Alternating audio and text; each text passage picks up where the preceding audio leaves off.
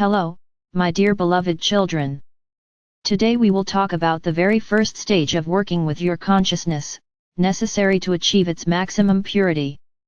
But first, let's look at the very layers of the three-dimensional world mentioned in my previous message. Their most durable layer consists of the most common and persistent stereotypes of human thinking and behavior. And in fact, to define them is not as easy as it seems, since a lot depends on religion, as well as the national characteristics and traditions of each country. Sometimes what in one country is considered an exemplary model of behavior can be considered a sin in another. A striking example of this is the relationship between a man and a woman in the modern world. The freedom of these relations, cultivated by the West, is considered the greatest sin in Muslim countries.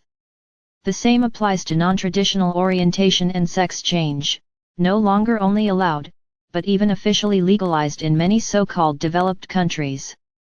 But in countries that adhere to traditional human values, this is considered a completely unacceptable phenomenon, and such actions are punished.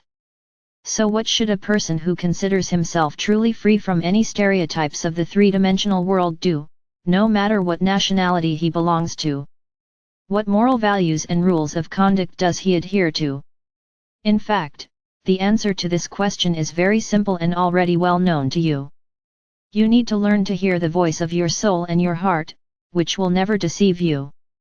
Even if this voice goes unside with generally accepted norms of thinking and behavior, it should not embarrass you, since such norms were created by those who sought to drown out this voice.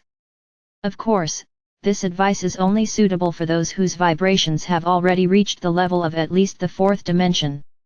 People with low vibrations can take for such voices games of astral entities that love to participate in people's lives.